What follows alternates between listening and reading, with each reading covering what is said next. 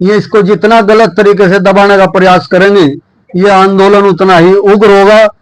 मैं बेखौफ ये बात कहना चाहता हूं कि इस देश का गुर्जर समाज क्रिमिनल ट्राइब एक्ट लगने के बाद भी अंग्रेजों के, इस देश के अंदर रेजिमेंट है, राजपूत रेजिमेंट है, वो जाति है या कोई क्या चीज है, उसको इस देश का कोर्ट, इस देश की सरकारें किस श्रेणी में रखेंगी? आप लगता है कि ये सब गुर्जर प्रतिहार वंश के शासक थे। अब से कुछ साल पहले एक चालाकी के तहत, एक बदनीयती के तहत जो है, इतिहास की किताबों के अंदर से जो कोर्स की किताबें हैं उनमें से जो है गुर्जर शब्द हटा करके मात्र प्रतिहार वंश उसको जो है इतिहास के अंदर पढ़ाया जाता है। भारतीय जनता पार्टी आज इस गफलत में कि मैं सवर्ण की सरकार के आधार पर अल्पसंख्यकों को, अन्य पिछड़े वर्ग के लोगों को, किसानों को और जो और दबे कुचले लोग हैं कि हम उनको कुचल करके जो है अस्थायी सत्ता स्थापित कर देंगे, ये मंसूबा उनका पूरा नहीं होगा। आज इस देश के अंदर आज हमारे साथ हैं ब्रह्मपाल एडवोकेट जी। तो आज हम जानेंगे 21 तारीख में जो दादरी में मुद्दा हुआ है उस विषय को लेकर कि वकील साहब इसमें क्या आपको क्या लगता है कि इसमें मुख्य कारण क्या है? दो पक्षों का, राजपूत पक्ष और जो गुर्जर पक्ष है, इसमें भिड़े हुए हैं। तो इसमें सरकार जानबूझ के तनाव बढ़ाना चाहिए है या वास्तव में कुछ ऐसा इतिहास के अगर पन्ने हम खोलें तो कुछ वास्तव में सख्त मिलता है कि वो गुर्जर समुदाय से है या वो राजपूत समुदाय से है? तो क्यों तनाव का कारण ये बना हुआ है? दादरी प्रकरण के बारे में जहां तक मेरी जानकारी है, दादरी प्रकरण में शुरुआत यहां से होती है। एक कपसाड़ गांव वहां दादरी के आसपास है। उस कपसाड़ गांव में राजपूत समाज के कुछ लोगों के द्वारा सम्राट मीर भोज का गेट के ऊपर एक वो लगाया गया चित्र और उस पर राजपूत समाज को इंगित करते हुए मीर भोज का नाम लिखा गया। उस बोर्ड को लेकर के वहां के स्थानीय दादरी क्षेत्र के कुछ लोगों द्वारा आपत्ति की गई कि आप इस तरीके से बोर्ड ना लगाएं, आप इस बोर्ड को हटा दें। इसके संबंध में जो है जो जिम्मेदार लोग थे उन लोगों को भी अवगत कराया गया, उनको भी बताया गया, उनसे भी अपनी बात पहुंचाई कि इस बोर्ड को हटवाया जाए। लेकिन उत्तर प्रदेश सरकार, स्थानीय प्रशासन के द्वारा इस चीज को नजरअंदाज कर दिया गया और उस पर कोई कार्रवाई करने के लिए उन्हें तैयारी नहीं की, कोई उनको नोटिस नहीं दिया, कोई उस पर जो है ठोस कदम नहीं उठाया। इस गैर जिम्मेदाराना रवैये को देख करके दूसरे समुदाय के जो गुर्जर समाज है उसके द्वारा एक पंचायत करने का निर्णय लिया गया। उसी गांव का एक मोतला नाम का लड़का है, उसने, अभिनव मोतला जी, उन्हें प्रयास किया गांव दादरी में पहुंचकर उन्हें जो लोगों को इसके बारे में बातचीत करने के लिए तैयार होने के लिए कहा। वहां पर उनकी बात को जो है कोई ज्यादा तवज्जो नहीं दी गई। तो उन्होंने फिर उसके बाद आसपास के क्षेत्रों में संपर्क किया तो समाज के जिम्मेदार लोगों ने मिलकर इसका समाधान करने के लिए एक शांतिपूर्ण बैठक का आयोजन करने का निर्णय लिया और उसकी तैयारी की गई। शासन प्रशासन के द्वारा ये जानते हुए कि अब गुर्जर समाज अपने महापुरुष को इस तरीके से संरक्षित करने के लिए तैयार हैं,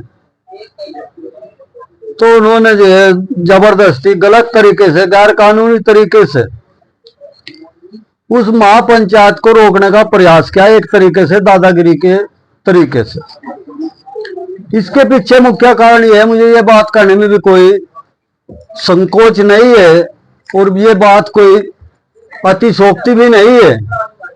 आज की तारीख में उत्तर प्रदेश के अंदर भारतीय जनता पार्टी की जो सरकार चल रही है, उस सरकार का नेतृत्व, उस सरकार का जिम्मेदार जो व्यक्ति है सीएम आदित्यनाथ योगी जी, वो राजपूत समाज से ताल्लुक रखते हैं। तो राजपूत समाज के दिमाग में कहीं ना कहीं ये बात भी बैठी हुई है कि आज हमारी सरकार है और इस सरकार के प्रेशर में, इसके दबाव में हम गुर्जर समाज से उसके महापुरुष को जबरदस्ती छीनकर उसको जो है राजपूत समाज का राजा घोषित कर दें। और मुख्यमंत्री आदित्यनाथ जी इस काम को बखूबी निभा भी रहे हैं। वो पूर्ण रूप से जातिवादी मानसिकता के साथ उत्तर प्रदेश के अंदर सम्राट मिहिर भोज को राजपूत समाज का सम्राट घोषित कराने में जो है एडी से चोटी तक का जोर लगाए हुए। इसमें वकील साहब, अगर हम इतिहास के पन्नों को खोजें तो आपकी काफी लंबी स्टडी रही है, तो आपका क्या मानना है कि मिहिर भोज को किस तरीके से देखा जाए? वो गुर्जर समाज की तरफ से देखा जाए या राजपूत समाज की तरफ से देखा जाए? तो क्या स्टडी में मतलब क्या मिलता है इतिहास के पन्नों में, अगर क्यों ले जाइए? ये निर्विवाद सत्य है और बिल्कुल क्लियर है। हम लोगों के द्वारा, हम अकेले नहीं, जिस समय हम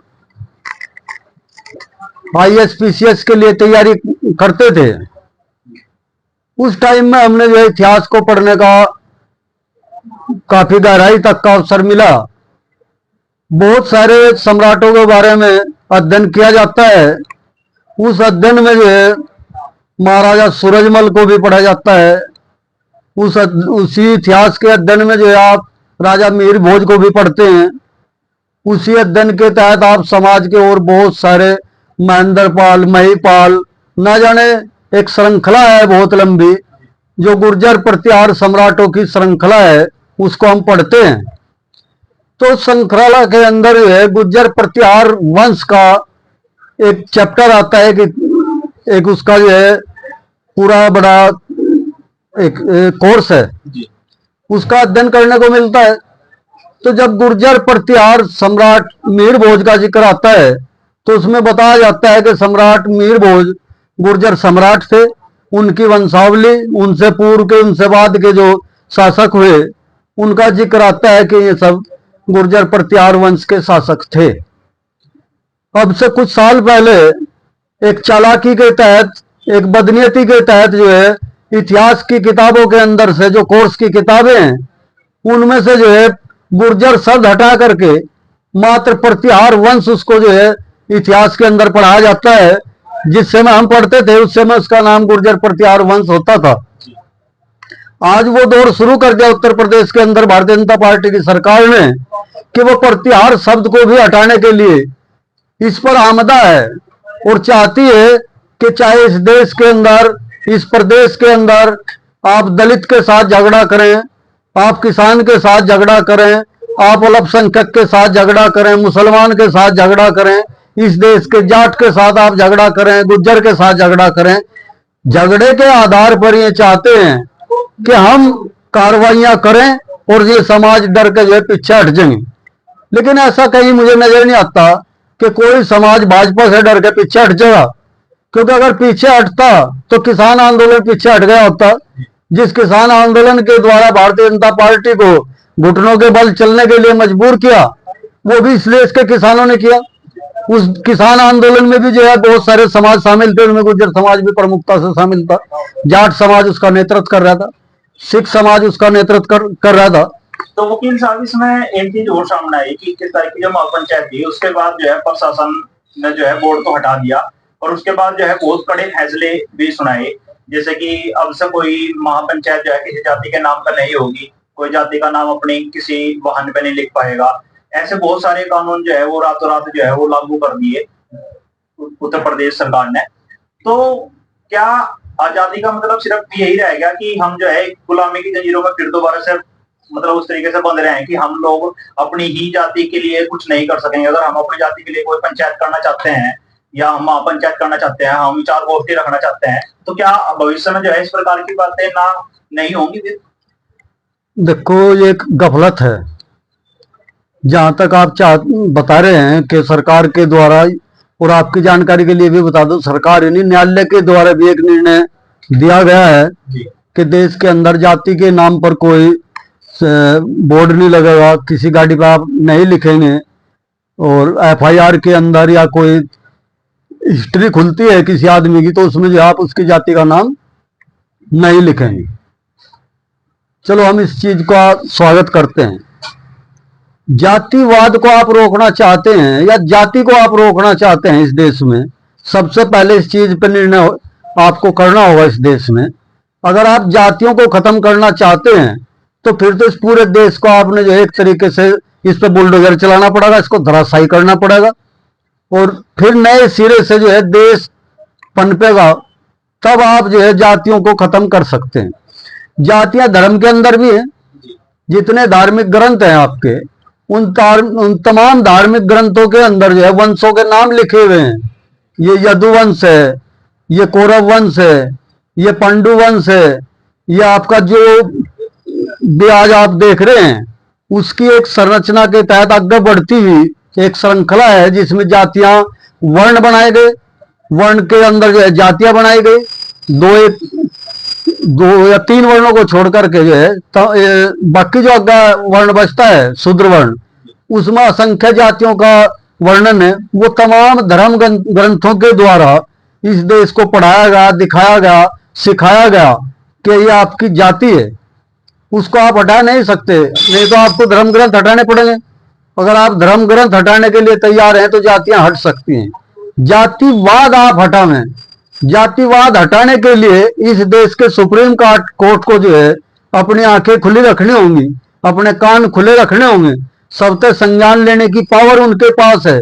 अगर इस प्रदेश के अंदर एक मुख्यमंत्री अपनी जाति के नाम को किसी सम्राट को समर्पित करना चाहता है तो उसको साक्ष्य देने होंगे। न्यायालय से ऊपर मुख्यमंत्री नहीं हो सकता। तो इसलिए जातिवाद फैलाने का एक उदाहरण है। इस उदाहरण को जब तक नहीं रोका जाएगा तब तक जातियां नहीं रोकी जा सकती। आप नौकरियों के अंदर, आरक्षण के अंदर जातियों के नाम पर भ्रष्टाचार बढ़ा रहे, वो जातिवाद है। जाति से कोई नुकसान नहीं है, जातिवाद से नुकसान है। और जातिवाद वो व्यक्ति करता है जो सत्ता में हो सकता है, जो सत्ता से बाहर है वो जातिवाद नहीं फैला सकता। जाति के नाम पर जब अधिकारों का अतिक्रमण होता है तो इसको जातिवाद कहा जाता है। इस देश के अंदर रेजिमेंट है, राजपूत रेजिमेंट है, वो जाति है या कोई क्या चीज है? उसको इस देश का कोर्ट, इस देश की सरकारें किस श्रेणी में रखेंगी? आप राजपूत रेजिमेंट को बंद करें पहले, उसके साथ साथ और कई रेजिमेंट हैं जो जाति के नाम पर बनी हुई हैं, उन रेजिमेंट को हटाया जाएगा पहले, तब आपका इंप्लीमेंट हो सकता है ऑर्डर। तो जहां तक मैं समझता हूं, आप जातियों पर रोक लगाने की बात करते हैं, ये जल्दबाजी में किया गया निर्णय है, जल्दबाजी का फैसला है। इस फैसले के आधार पर जो है आप देश को गुमराह नहीं कर सकते। इस पर पुनर्विचार किया जाना चाहिए, इसकी पुनर्व्याख्या होनी चाहिए कि आप जाति हटाना चाहते हैं या जातिवाद हटाना चाहते हैं। अगर आप जाति हटाना चाहते हैं तो आप इस देश की संरचना पर जो है हमला कर रहे, जातिवाद अगर आप हटाना चाहते हैं तो इस देश का आप संरक्षण कर रहे, इसका मार्गदर्शन कर रहे। तो अंत में वकील साहब मैं आपसे चाहूंगा कि आप समाज के लोगों को और समाज के जो बच्चे हैं, नवयुवक हैं जो इस प्रकार की आजकल महापंचायतें कर रहे हैं और अपने उनको बचाने की कोशिश कर रहे हैं अपने पुराने इतिहास को, उनके लिए क्या आप संदेश देना चाहेंगे? किस तरीके से जो है हमें उस चीज के लिए लड़ाई लड़ाएं? कानूनी रूप से भी लड़ सकते हैं, महापंचायत तो कर ही रहे हैं, बाकी वो कानूनी रूप से भी लड़ सकते हैं, तो उसमें क्या आपकी राय रहेगी और क्या आपका दिशा निर्देश रहेगा समाज के लोगों को? देखो, जहां तक दिशा निर्देश की बात है, मैं इतना बड़ा आदमी नहीं हूं कि समाज को दिशा निर्देश दे सकूं। हाँ, अपनी राय जाहिर कर सकता हूं, मैं जो मुझे नजर आता है वो मैं देख सकता हूं। वर्तमान में जो है बहुत बड़े बड़े जिम्मेदार लोग बैठे हैं जिनके दिशा निर्देश पर समाज काम करता है। मैं युवाओं से ये कहना चाहता हूं कि जो युवा आज आंदोलनरत हैं, आज इस प्रकरण में जो काम कर रहे हैं, अपनी आहुतियां दे रहे हैं, जेलों के अंदर जो है वो बंद हैं, उनको और उनके साथियों को मैं ये संदेश देना चाहूंगा कि वे नजर रखें इस बात पर कि इस दौर में जब उनके साथ नाजायज और ज्यादती की जा रही है, समाज के कौन सा धड़ा, कौन सा समाज का वर्ग जो है उनके लिए आगे आया है चलकर, उनके लिए काम कर रहा, और कौन उनको जो है उनके रास्ते में रोड़ा अटका रहा है। इस आधार पर उन्हें अपने भविष्य का निर्णय करना चाहिए जहां तक मैं समझता हूं भारतीय जनता पार्टी आज इस गफलत में कि मैं सवर्ण की सरकार के आधार पर अल्पसंख्यकों को, अन्य पिछड़े वर्ग के लोगों को, किसानों को और जो और दबे कुचले लोग हैं कि हम उनको कुचल करके जो है अस्थायी सत्ता स्थापित कर देंगे, ये मंसूबा उनका पूरा नहीं होगा। आज इस देश के अंदर पूरे तरीके से माहौल जो है बीजेपी के खिलाफ खड़ा हो चुका है और जो कसर रह रही आखिरी कील उनके ताबूत में जो ठोकने की कमी बाकी है वो इस मिहिर भोज के प्रकरण के द्वारा पूरी हो जाएगी। ये इसको जितना गलत तरीके से दबाने का प्रयास करेंगे ये आंदोलन उतना ही उग्र होगा। मैं बेखौफ ये बात कहना चाहता हूं कि इस देश का गुर्जर समाज क्रिमिनल ट्राइब एक्ट लगने के बाद भी अंग्रेजों के दांतों को खट्टा करता है, लोहे के चने चबाता है। इसी बीजेपी सरकार के दौरान राजस्थान के अंदर बड़ी बड़ी कुर्बानियां देने के बाद भी गुर्जर समाज पीछे नहीं हटा और मुझे ये कहने में भी कोई संकोच नहीं है, बल्कि मैं धन्यवाद अदा करता हूं कि इस देश के बहुत सारे समाज गुर्जर के साथ मिलकर चलते हैं और गुर्जर उनके साथ मिलकर चलता है, इसलिए वो कभी अन्याय को नहीं सहेगा। मैं युवाओं से ये कहना चाहता हूं, आज भगत सिंह की वो लाइनें मुझे याद आती हैं, 2 लाइनें, जब भगत सिंह ने कहा था कि देखना है जोर कितना बाजवे कातिल में है, सरफरोशी की तमन्ना आज मेरे दिल में है। इस जज्बे के साथ किसी भी अन्याय से आप टकराने की हिम्मत रख